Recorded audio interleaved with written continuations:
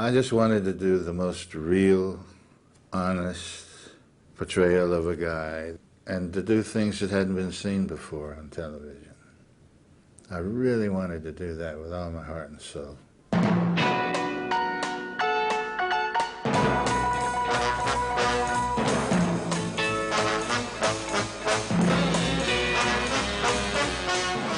It was very difficult because they used recycled scripts from other shows. There were some actors that weren't up to snuff.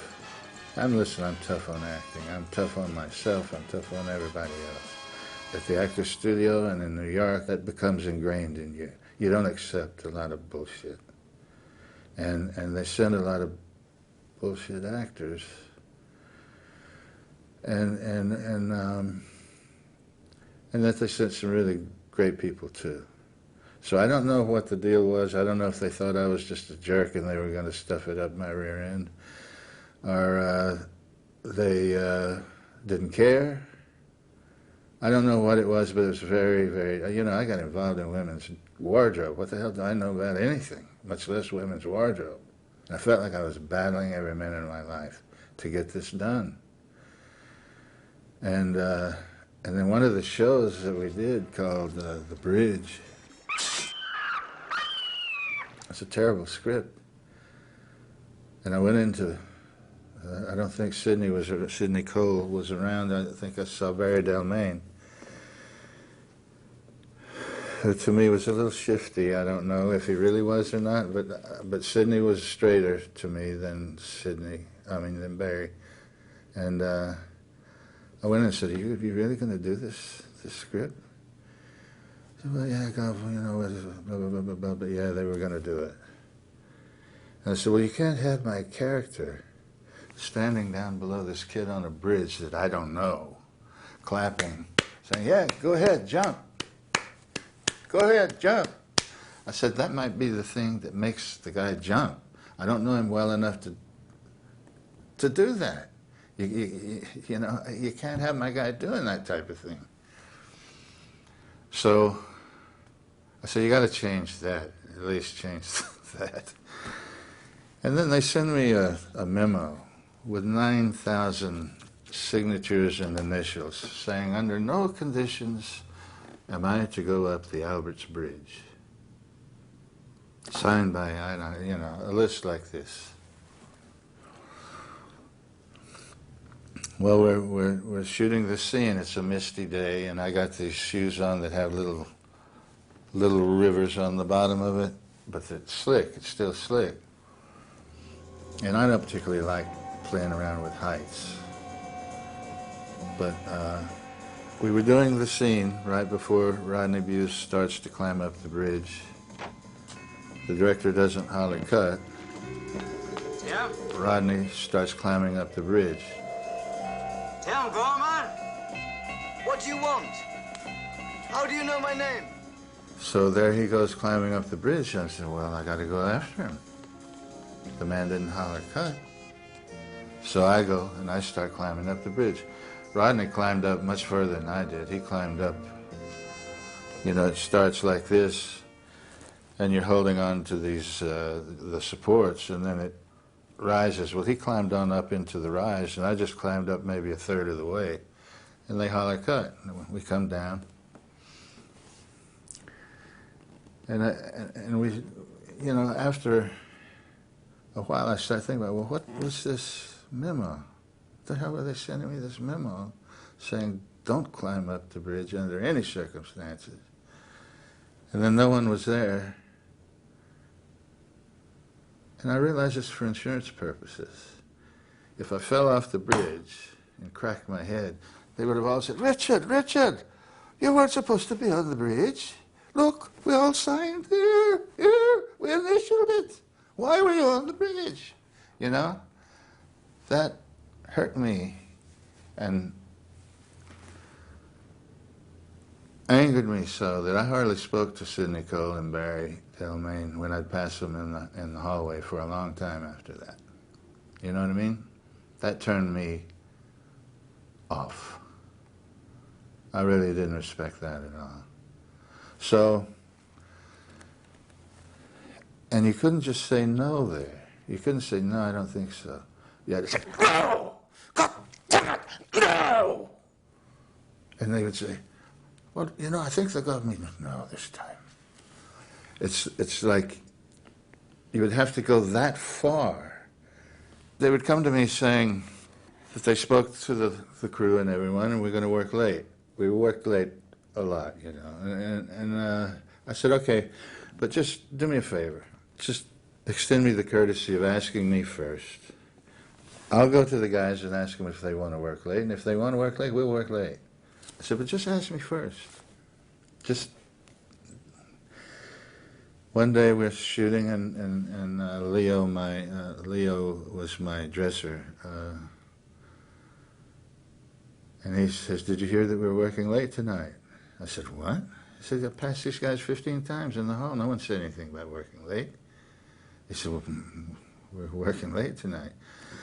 I said, "All right, if we're working late, if that's what they do and they don't speak to me, you have Ray, my driver, who's a fantastic guy, fantastic, the best. Have him have the car ready, and we're gone. If they don't speak to me between now and then, we're gone. When they say wrap, we're gone." And that's what happened. So I get a call when I get home, like, Richard, how could you do this to me? Sidney Cole. I say, how could I do it to you? Blah, blah, blah, blah. And we had this thing. But that's the only thing they understand. They wouldn't, you know what I mean? It's like I felt I had to, I couldn't just say, I don't think so. I'd have to literally, no!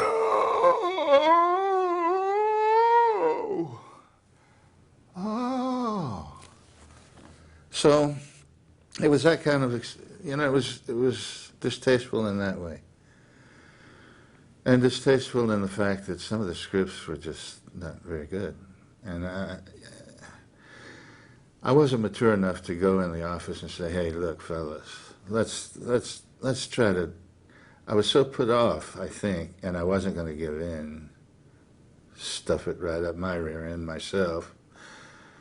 But I should have, if I were mature enough, I would have gone in and said, hey, you know, let's do this right. You know, today I would be, but see, Marlon unfortunately taught me one thing, which is he told me, you got to fight these guys. Well, Jesus Christ, from that second on, yeah, okay, punch. It was like I would fight. I thought that's what I had to do. And you're kind of a suits. You know, they don't know what the hell's going on anyway. They don't care really. It's the bottom line. It's this, it's that. It's always a bunch of baloney. They seem to interfere and try to make it, as opposed to everybody pushing in the same direction. They're pulling this part and that part and this part, just because it's like an usher in a movie house that had the flashlight. Would you get your feet off the seat, sir? Just to show whatever authority they had, they would make use of it, and that's what they did, it seemed to me at the time. I know they do other things, but that's what I took, and so I fought right away. Shouldn't have done that. And it scares people, you know. There's another way to do things, which I do now. I never raise my voice anymore. I never raise my voice to anybody on a set. I just talk so straight and so honestly that they don't know what the hell to do with you in this town when you tell the truth. You know what the hell the truth is. Something's wrong with that. What the hell is wrong with him? Wow. You know? So I just go that way now. But at that time I was very immature. I didn't know Do Diddley Squad. I'd done one film and a pilot and a Gunsmoke or something, and I just didn't know enough. I had no real support there. I felt like I was battling, you know, I'm the only Yank, and felt like I was in a battle all the time.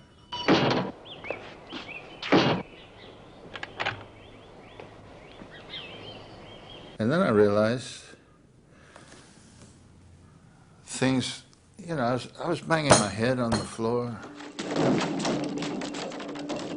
trying to be real here, and I'm literally banging my head, and and the camera's here, and I go down there. They don't move the camera. I didn't know that's what was, you know, why wouldn't they say, well, Richard, why are you banging your head? Because we have the camera stuck up here on the wall. I mean, why wouldn't they move the camera? And I'm not concerned with the camera, so I'm just, you know, to do whatever I have in my head, particularly at that time also, it takes all my attention. You know, the camera's there, okay, I don't bother with the camera. That's, you know, someone else handles the camera, but I thought a camera moved. And then I realized I'm doing all this stuff, and they're not even shooting it. I said, well, what the? I thought that was the point of this, is to make it real. And so I don't know. It was a difficult situation, and yet I really loved a lot of it. I mean, it was really great, and a lot of the people they sent over were fantastic. A lot of them were not. And I was a guy who for the show, the benefit of the show, I felt if I'm a little less friendly with the guys that are my adversaries, it'll give them a little edge maybe in a scene that may not have been there otherwise. Maybe a little reality will kind of creep in and it'll help. And they are lying. Yes, that's what I think. Then why don't you do something about it? Well, just like you did. What do you use for scruples, McGill? Don't you ever check on clients, or is anybody's money good enough? Hey, don't you worry about my scruples, Buster. And so I was very friendly with the women and not too friendly with the guys. Certain guys, like, you know, I was, and particularly like Anton Rogers was my buddy. I was friendly with him, and certain ones, but basically, if we had an antagonistic adversary relationship in this situation. I'd love to nail you, McGill, just for breathing. If your stupid head hadn't been stuck in the way, Kane might still be alive. Now, don't leave the hotel. Don't even leave this room. I didn't go out of my way to be nasty or anything, but I didn't go out of my way to say, hey, hi, welcome, see you, da, da, da. Which one should do on a series. I should have done it. But at that time, I couldn't do it. Even Donald Sutherland, the second one he came back, I feel a little self-conscious about this, but I saw in his face he wanted to be friends, and he was doing the second show, and now we can talk a little bit, and I wouldn't do it. Because in that one, he was definitely an adversary. And I just wouldn't do it. And I could see in his face it might have hurt him, or it might have put him off, or it might have something. But that's fine. I was really just concerned with that show. I wasn't concerned with what everyone thought about me. I just wanted this to be real. And if you were pissed off at me, great. Fantastic. Let's do it. You know? So that made it also edgy.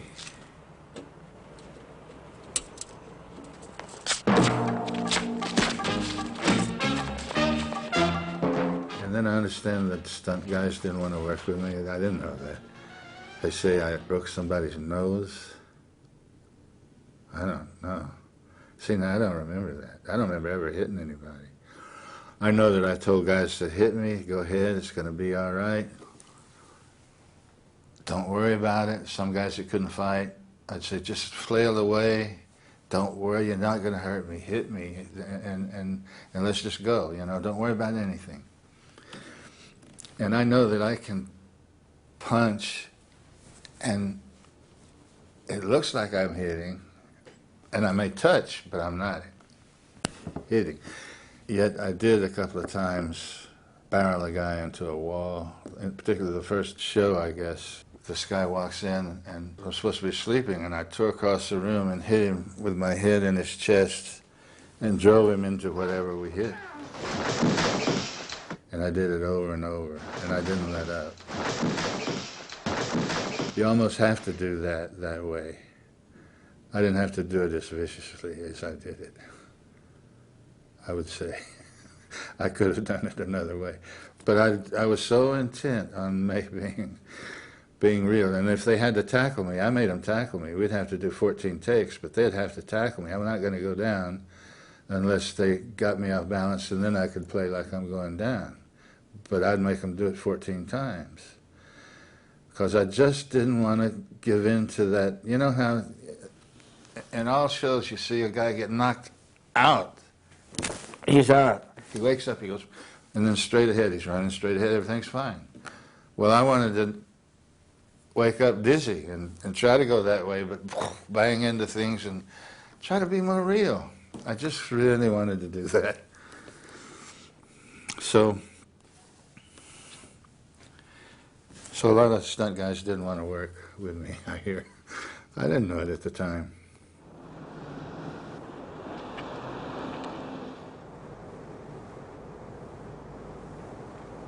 The first show really wasn't that well written or anything, and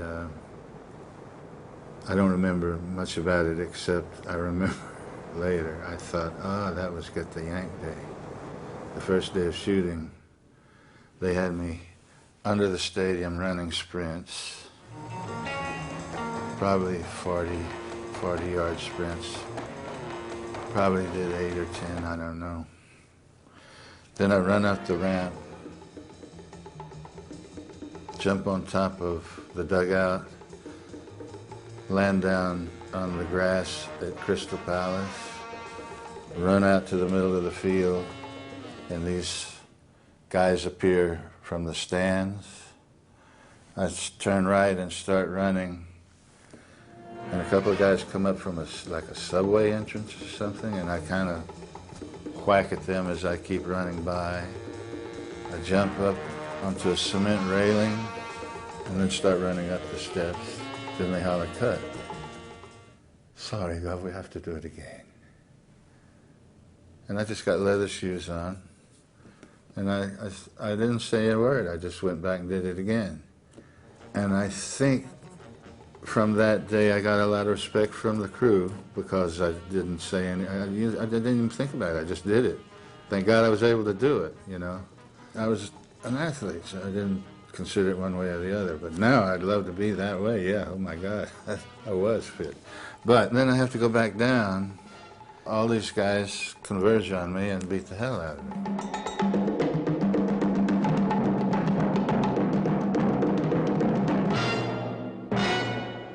They hand me a page that Lou Grade wrote a speech for me to say. And it was all exposition, like I'm just an ex-CIA man who da-da-da-da-da-da-da-da-da-da-da-da. I mean, I would never say that. This guy would never say that. He just got the crap beat out of him by a bunch of guys. And he would never say, well, I'm just an ex-CIA man who did all this stuff. I told him to tell him I couldn't get the words out of my mouth.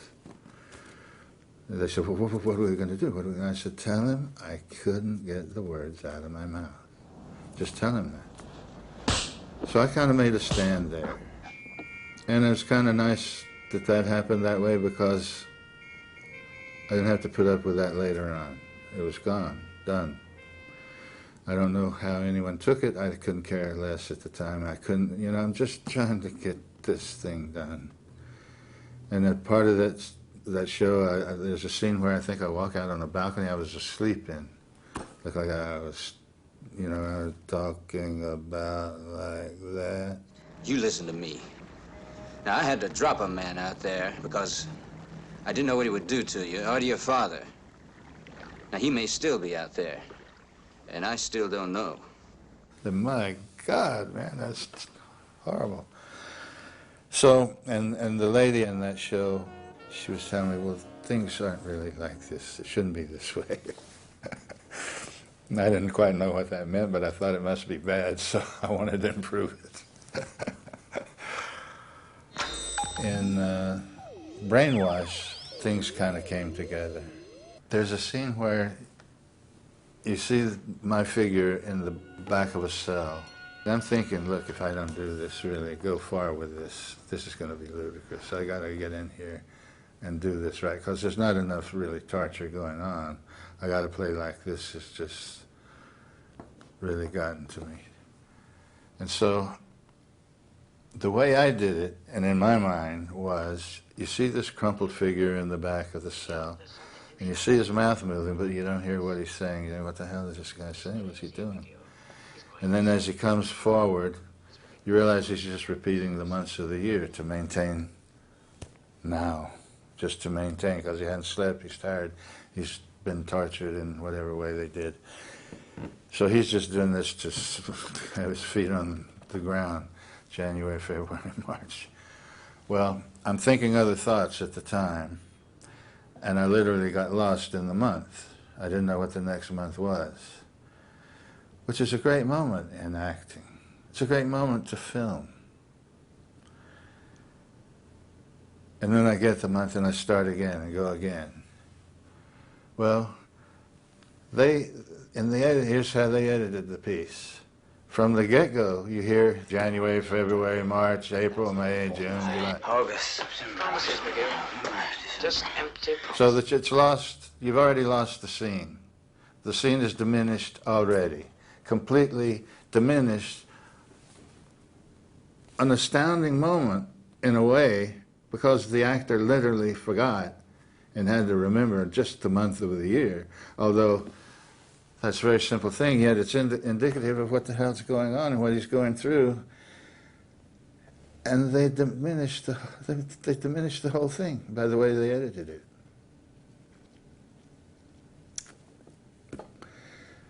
You understand?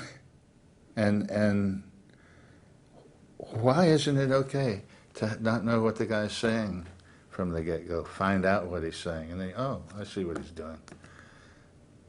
You already know what he's doing, why have the scene? January, February, March. No one knows. He's insane, I tell you. Insane. August. Insane. But in this, I just remember going home, and I could hardly lift the fort. And I'd try to take a look at the next day's stuff and go to sleep. And I was that way till that show was over. And oh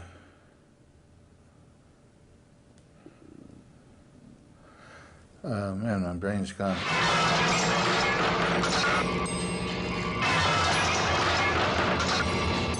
The footballer, it was John in this piece. Colin Blakely, fantastic. Fantastic guy. I loved him. And he was great. And I saw him do Jesus. He did the most interesting Jesus I've ever seen in my life. I'd like to see it again, because it just knocked me out. I saw that on TV or something, I don't know. Just blew me away. Fantastic approach. Doing that with guys like Colin, I really enjoyed that. And I loved doing that show, but my God, that wiped me out to the... I can't tell you how... I was really wiped out. But I had to do that. I had to go that far, or it would be silly. I'm going to shoot you, McGill. And I thought, well, you know, when they... I'm going to shoot you, McGill, I'm going to shoot you, McGill. I thought, well, I should act like that's real. And I can't help it, although I know it's not. I have to dive to keep from getting shot. You know, so I just did all these things. Whatever I could do, I did.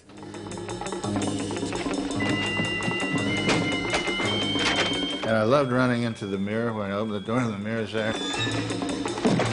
Those things were great to do, and I love that. And I had the freedom to do it. See, this is the thing I didn't know. I didn't have a brain in my head because I thought I was tied in knots. There, man, I was completely free there. I was completely free compared to what you are in this country. And I didn't know that, because I hadn't done enough to know.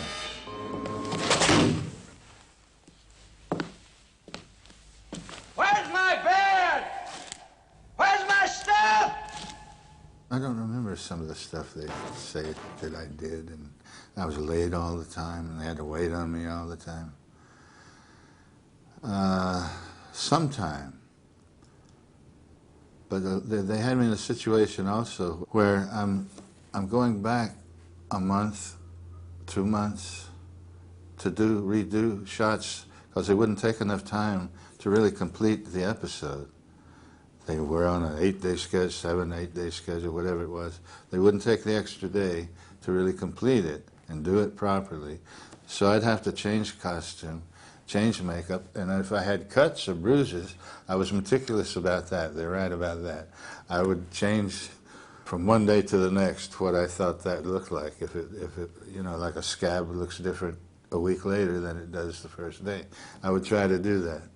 And the makeup guy, sweet guy, but I realized after a while he couldn't see too well. You know, God bless him. So I started doing my own makeup, particularly that kind of stuff. I didn't know how, I just did it. So, and I tried to make it look really real. And I would diddle with it till it did. And I would change it. So if I had to go change clothes and do another show, and I had to diddle with that stuff too, off, on, back off, or on, for the one we were really shooting, yeah, you're going to have to wait. And I remember I was upstairs, and they wanted me to, I think there was a set, and in between the set there was a room. They wanted me to have my office there, so they had control of me, and I'd be right there. I said, well, I don't want to, I'm fine up here. And they said, no, we want you to, if you're going to decorate this place, how would you decorate it? I said, well, I don't want to decorate it. I just want to be up there. No, but if you were going to put curtains here, what would you do? And I said, well, put some, maybe some maroon velvet curtains there, and, you know, I don't, whatever the rug is, do that. So I'm sure they went and said that what I demanded was red velvet curtains and what a certain kind of rug, and, you know, they did up this place. It was so regal, I couldn't stay in it. I had a secretary, she stayed in there. I couldn't stay in. I walk in the place, I'd walk out. I said, oh my God, looks like a king should be in here. Let me leave. I said, definitely not a king. So, and I don't know about this late stuff. I'm sure I was sometime, but I never did it on purpose, and I never kept on waiting. I was doing something, trying to get down there. I can't talk about sometimes, I guess. But they think I put up a punching, something I could punch, and put Sidney Cole's face on it and punched it like I was punching Sidney Cole. I didn't do that. But that's the stories that are out. I just can't believe I did that because I have no recollection of it. And why would I put his face up? I'd just say, that's Sidney. Boom! You know, I didn't need a face. And I didn't feel that way about him. I liked the guy.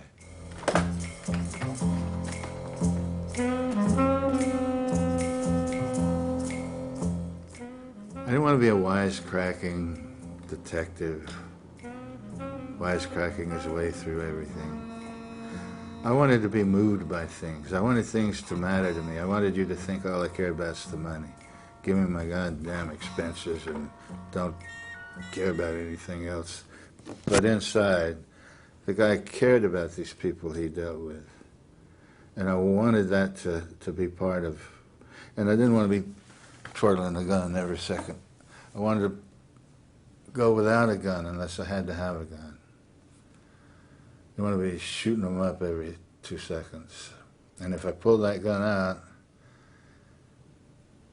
I know the consequences of pulling that gun out.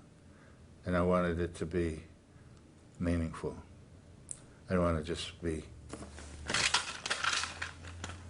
you know, have the gun going every second.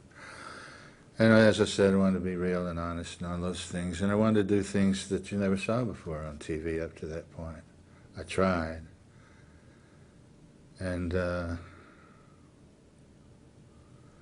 wanted him to be more sensitive, more aware. Even though he may act the opposite in certain instances, I wanted that to be the core of his being underneath. And at some point you'll see it if you watch long enough.